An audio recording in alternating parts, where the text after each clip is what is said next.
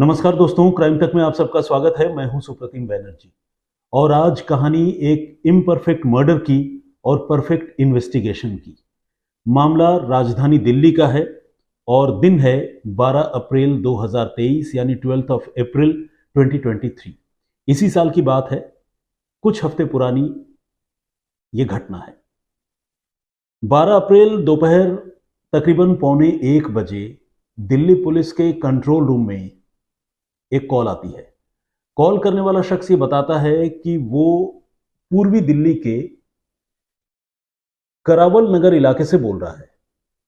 Basically ये पूर्वी नहीं बल्कि उत्तर पूर्वी दिल्ली का इलाका है और कॉलर ये बताता है कि इसी करावल नगर में एक कृष्णा पब्लिक स्कूल है जिसके पास एक लड़की की लाश पड़ी है।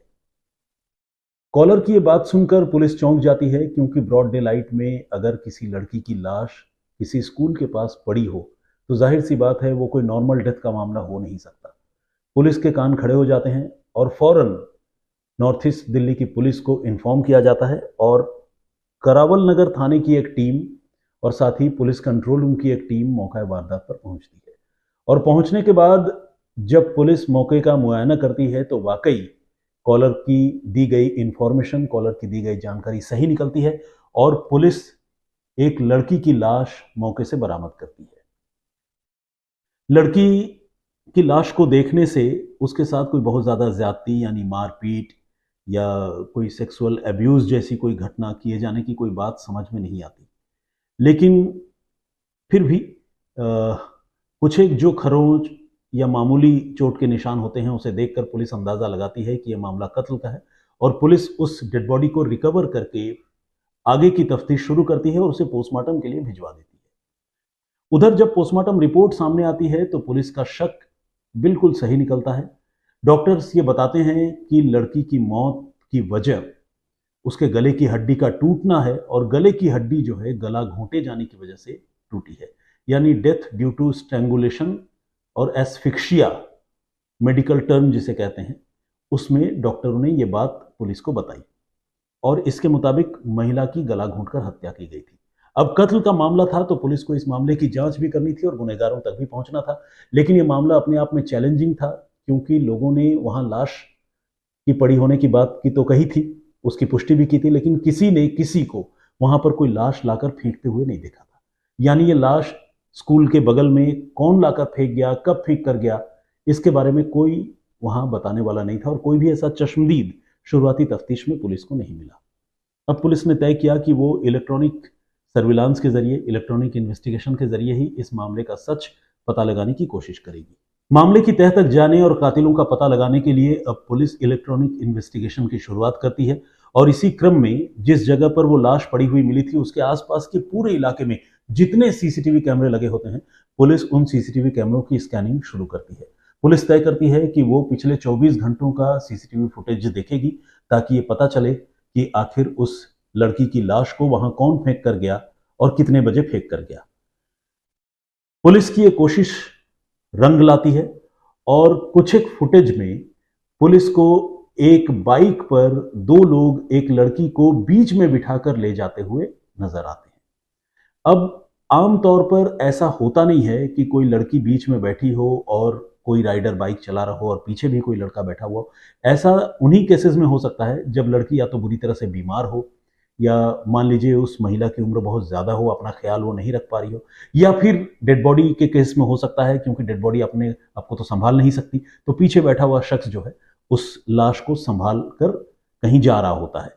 तो पुलिस को ये जो सीसीटीवी फुटेज नजर आती है जिसमें दो लोग एक बाइक पर एक लड़की को बीच में बिठा कर ले जाते हुए दिखते हैं, पुलिस की नजर उस सीसीटीवी फुटेज पर बिल्कुल गड़ जाती है और पुलिस को लगने लगता है कि हो ना हो यही लोग होंगे जो इस लड़की की लाश को ले जा रहे हैं ताकि वो उसको डिस्पोज ऑफ करें, ठिकाने लगाएं और फिर भाग जाएं।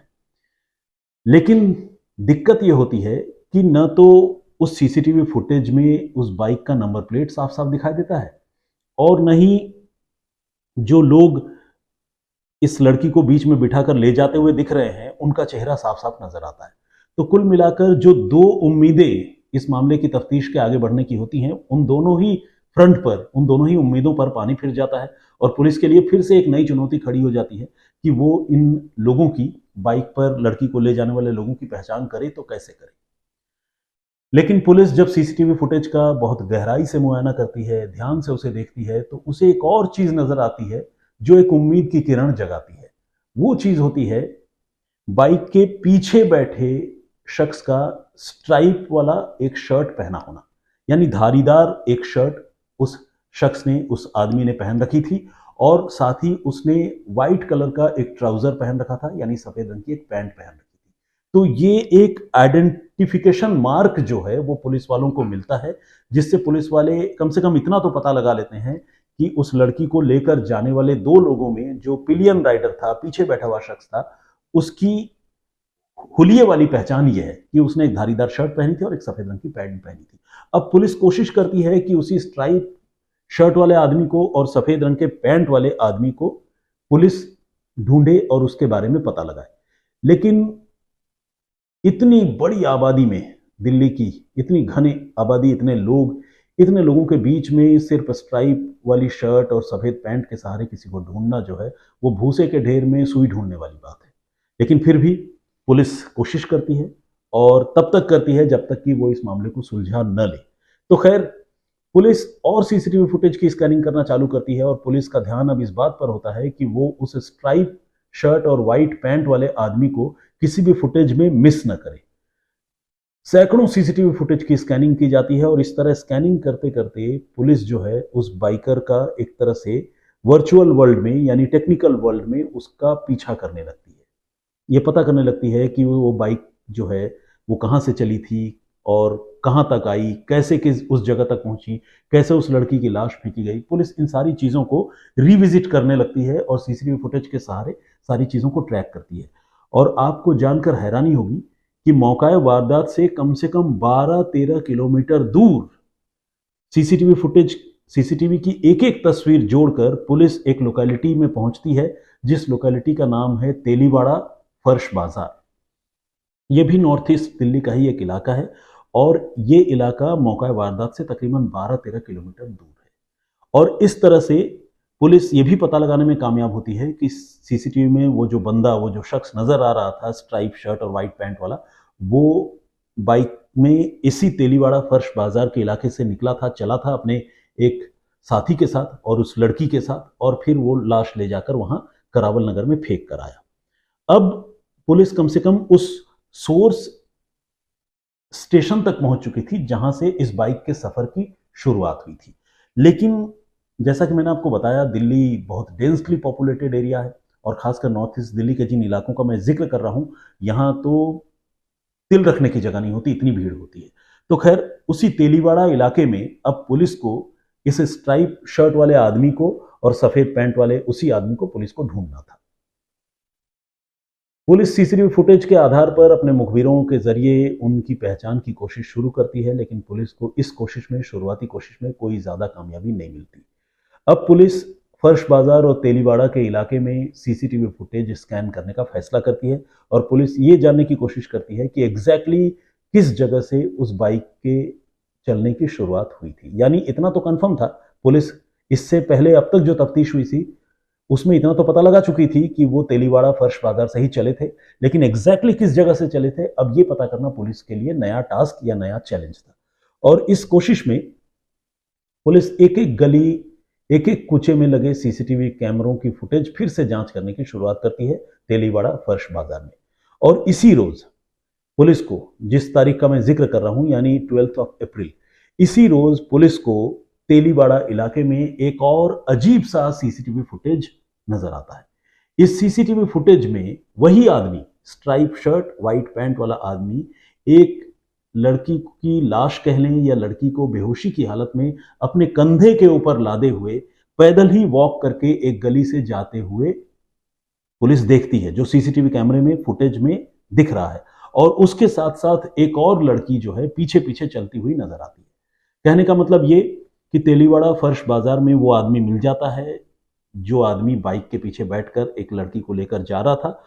उसी आदमी के कंधे पर वो लड़की जो है, उसकी डेड बॉडी कह लें या वो बेहोशी की हालत में पड़ी हुई मिलती है, और उसके साथ एक और लड़की पीछे पीछे चलती हुई नजर आती है। ये मंजर अपने आप में बहुत अजीब था। अजीब दो वजहों से था। क्योंकि ये राजधानी दिल्ली है, आप चाहे लॉ एंड ऑर्डर को लेकर जितनी शिकायतें कर ले, पॉपुलेशन को लेकर जितनी शिकायतें कर ले, लेकिन ये भी सच है कि ये एक नेशनल कैपिटल है। अब यहाँ पर अगर कोई इंसान अपने कंधे पर किसी दूसरे इंसान की लाश लेकर जा रहा हो और आसपास कोई उसको रोकने टोकने वाला ना हो, कोई पूछे नहीं, कोई देखे नहीं, तो ये अपने आप में कितनी अजीब सी बात लगती है। लेकिन ऐसा हुआ है और वो सीसीटीवी फुटेज की तस्वीरों से ये बात साफ साफ देखी जा सकती थी, जो पुलिस ने देखी और नोटिस की। अब इसके साथ पुलिस को एक और लड़की का भी पता चला, जो इन दोनों के साथ, मतलब डेड बॉडी के साथ और उसे ले जा रहे आदमी के साथ पीछे पीछे चलती हुई नजर आ रही थी।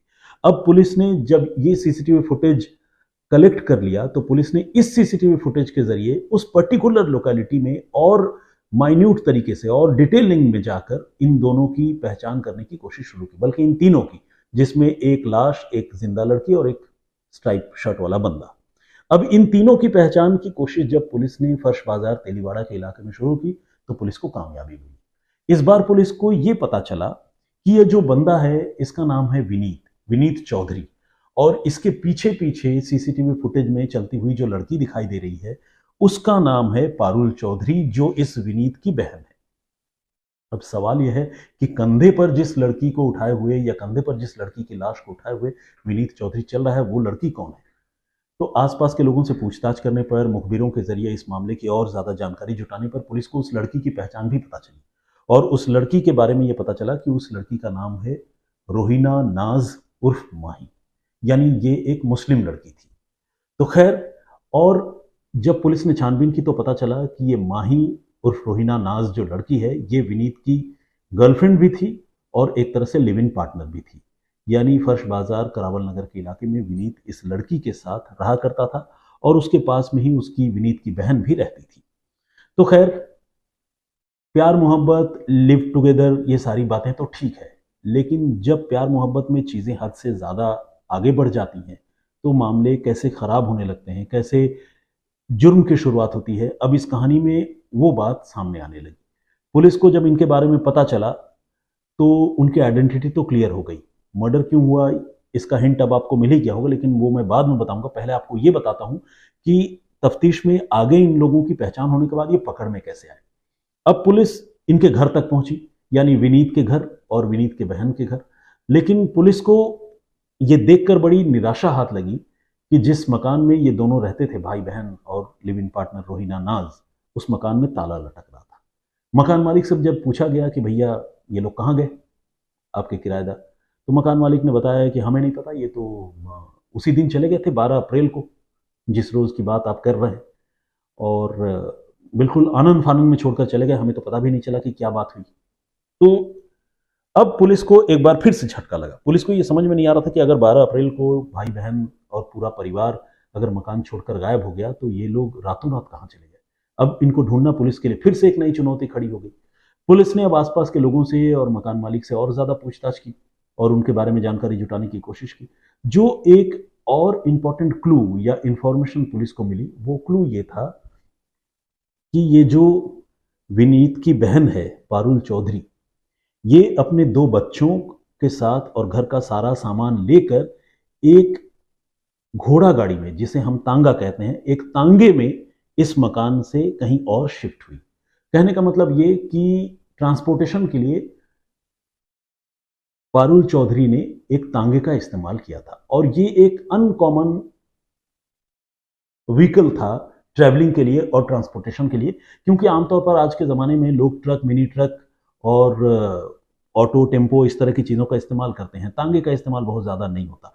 तो ऐसे में पुलिस को एक अब नया क्लू मिल चुका था कि एक तांगा का इस्तेमाल जो है उस मकान को चेंज करने के लिए पारुल चौधरी ने किया था। अब पुलिस तमाम उन तांगे वालों की पहचान पता करने लगी और उनसे पूछताछ करने लगी, जिन्होंने पारुल चौधरी नाम की इस महिला को करावल नगर से किसी अज्ञात ठिकाने तक के लिए जो है छोड़ा था। और ये जो एक्सरसाइज था, ये अगेन पुलिस के लिए एक टफ टास्क था, लेकिन पुलिस को इस एक्सरसाइज में भी, इस एफर्ट में भी कामयाबी मिली। और पुलिस को पता चला कि दिल्ली और यूपी के बॉर्डर का एक इलाका, जिसे लोनी बॉर्डर कहते हैं, उस लोनी बॉर्डर इलाके में वो तांगा वाला उस जगह से कम्यूट करता है, उस स्टैंड से कम्यूट करता है जिस तांगे वाले ने पारुल चौधरी को 12 जून को छोड़ा था एक नए ठिकाने पर। तो खैर अब पुलिस सीधे लोनी बॉर्डर पहुंची और इत्तेफाक से वहां वो तांगा वाला मिल भी गया। अब उस तांगे वाले से जब पुलिस ने पूछताछ शुरू की तो तांगे वाले ने कहा कि हाँ साहब, हमने 12 अप्रैल को एक महिला को, उसके 2 बच्चों को और उसके घर का सारा सामान करावल नगर से पिक किया था और पिक करके हमने पूर्वी दिल्ली में एक जगह है कृष्णा नगर, हमने वहां छोड़ा था। पुलिस ने पूछा वो मकान दिखा सकते हो कृष्णा नगर का जहां पर तुमने छोड़ा था? तांगे वाले ने कहा हाँ बाबू दिखा सकते हैं, चलिए। अब पुलिस जो है उस तांगे वाले के साथ पहुंची कृष्णा नगर, उस ठिकाने पर जहां पर पारुल चौधरी शिफ्ट हुई थी। पुलिस ने वहां दबिश दी और उस घर से इत्तेफाक से पारुल चौधरी मिल गई वहां पर और पुलिस ने उसको तुरंत अरेस्ट कर लिया। अब उससे जब पूछताछ हुई तो इस कत्ल की असली कहानी निकलकर सामने आई। पारुल चौधरी ने यह बताया कि रोहिना नाज उर्फ माही के साथ उसके भाई विनीत चौधरी के रिश्ते थे और रोहिना विनीत से शादी करना चाहती थी, लेकिन उसका पूरा परिवार यानी चौधरी परिवार और खुद विनीत इस रिलेशनशिप के लिए, शादी के लिए राजी नहीं था। अब ये जो माही नाम की लड़की थी, ऑब्वियसली ये डिस्पैरेट हो गई। इसने कहा कि नहीं आप शादी करो। लड़ाई झगड़ों की शुरुआत हो गई। तो जब लड़ाई झगड़ों की शुरुआत हुई तो विनीत और उसकी बहन पारुल ने यह तय किया कि वो रोहिना उर्फ माही को कहीं बेच देंगे, यानी किसी ब्रोथल में या किसी जिस्म फरोशी के अड्डे में बेच देंगे, जिससे इस लड़की से भी उनका पिंड छूट जाएगा और लड़की को बेचने की कीमत उन्हें अच्छी खासी मिल जाएगी, अच्छी खासी रकम भी उनके हाथ लग जाएगी। तो एक तीर से 2 शिकार करने की तैयारी थी। लेकिन माही को इस बात का पता चल गया, उसने इस बात को सेंस कर लिया और दोनों भाई बहनों के खिलाफ उसकी जबरदस्त जो है लड़ाई शुरू हो गई और भिड़ंत शुरू हो गई। और ये भिड़ंत कुछ इतनी ज्यादा हुई कि 11 और 12 अप्रैल की दरमियानी रात को दोनों भाई बहनों ने मिलकर पहले माही के साथ मारपीट की और उसके बाद गला घोंट कर उसकी जान ले ली। अब माही का कत्ल हो चुका था, लेकिन लाश को ठिकाने लगाने की एक बड़ी चुनौती इनके सामने थी। वो पकड़े न जाए इस डर से उन्होंने पहले तो लाश को दीवान कॉट में छुपा दिया, यानी दीवान बेड के अंदर छुपा दिया, जो बॉक्स बेड होता है। और उसके बाद विनीत चौधरी, इसने उस लाश को ठिकाने लगाने के लिए अपने एक दोस्त की मदद ली और दोस्त ने इस बात पर हामी भर ली कि हाँ ठीक है, वो बाइक पर डेड बॉडी को लेकर कहीं किसी दूसरे इलाके में ले जाकर फेंक देगा। इसके बाद उसी दोस्त के हामी भरने के बाद ये जो विनीत चौधरी है, इसने अपने घर के बॉक्स बेड से अपनी गर्लफ्रेंड, अपनी लिव इन पार्टनर माही की डेड बॉडी निकाली, उसे अपने कंधों पर रखा। बहन ने उसका साथ दिया और ये दोनों भाई बहन उस लाश को लेकर एक पर्टिकुलर ठिकाने पर पहुंचे जहां विनीत का एक और दोस्त बाइक लेकर उनका इंतजार कर रहा था। फिर उसी रात वो बाइक पर बैठे।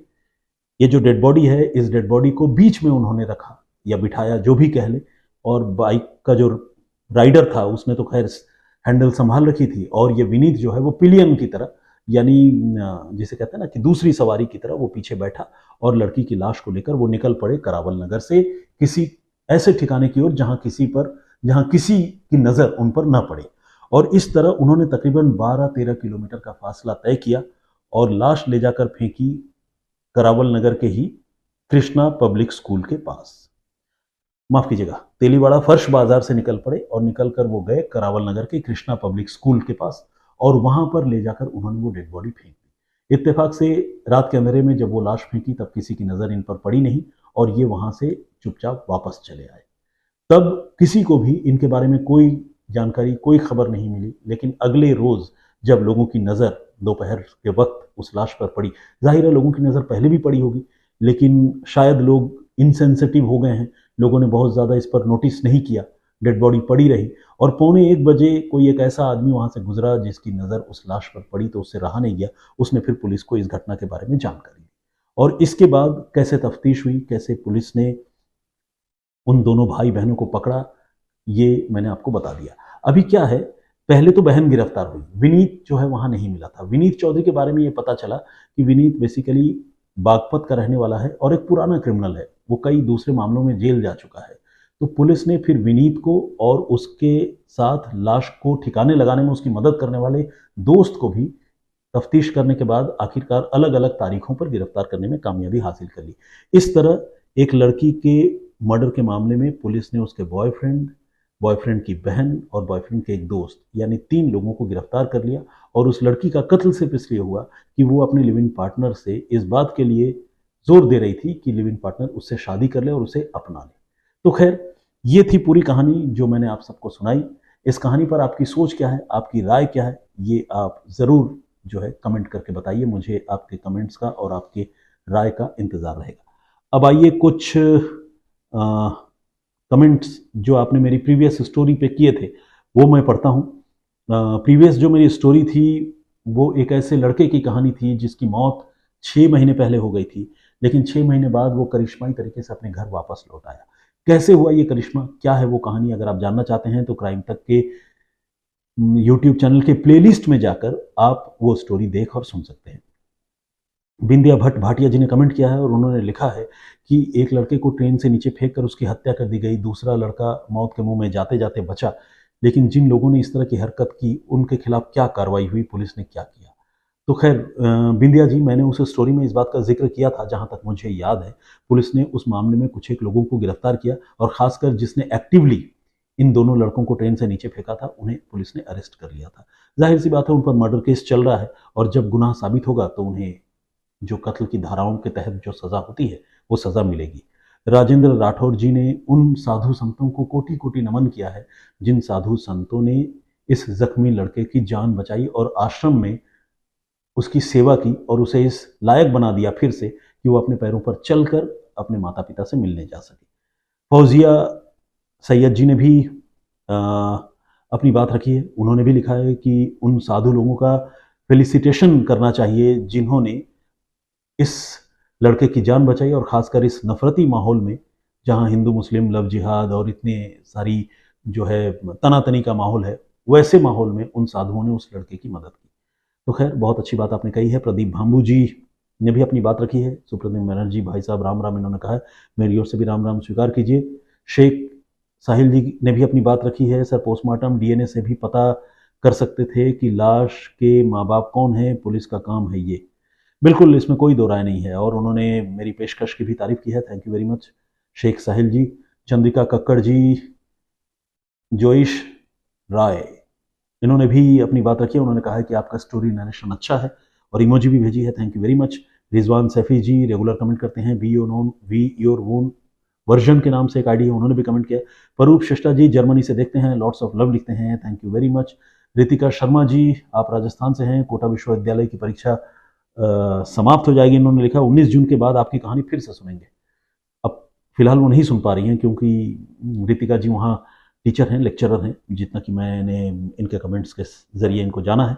विजेंद्र सिंह जी, रितिका जी थैंक यू वेरी मच आपका। विजेंद्र सिंह जी का भी कमेंट है। राकेश जी हैं, रेखा भट्ट, रीना राय, देवराज शर्मा, विनीत रैना, मरियम मोहम्मद, विक्रम गौर, ड्रीम गर्ल, मामोनी बोरगोहा, अर्चना रुकाडे जी, मौलाना निसार अहमद नागपुरी जी, उषा राणा,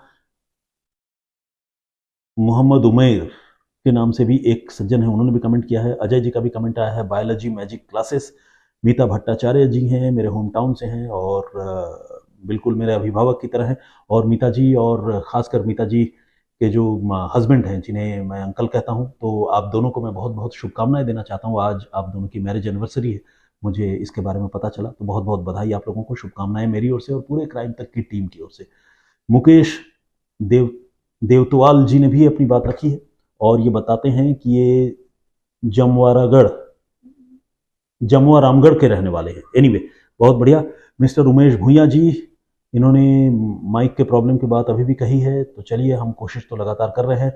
सुरु चौहान जी का भी कमेंट आया है। रूपा चट्टोपाध्याय जी, बहुत बहुत स्वागत आपका। प्रमोद यादव जी, यश कृष के नाम से एक आईडी है और शंकर दयाल मिश्रा जी, इन्होंने भी कमेंट किया। इसके अलावा और भी बहुत सारे लोगों ने कमेंट किया है, लेकिन सारे लोगों का कमेंट एक ही दिन एक ही बार में पढ़ना संभव नहीं है, आप जानते हैं।